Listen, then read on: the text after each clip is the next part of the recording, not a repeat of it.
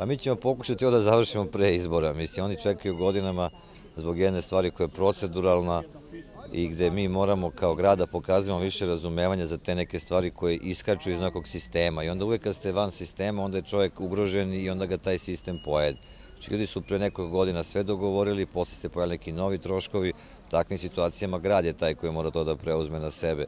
I zato smo okupili snage tih nekoliko zgrada u Beogradu koji imaju isti problem i da uradimo to pre izbora koliko god je to moguće, da ne vezujemo tu stvar za kampanju, da ne vezujemo za to ko će biti novi stari gradonačelnik, a to smo došli danas ovde.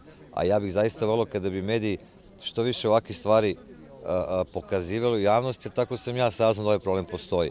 Znači da kažu ovo ne valja u gradu, ovo je loše, ajmo da rešimo i da taj pristup imamo u buduće od svih medija koji se bave gradskim temama. To je način da ljudi koji vode grad saznaju za neke stvari koje jednostavno nikad ne bi imali informaciju o tome.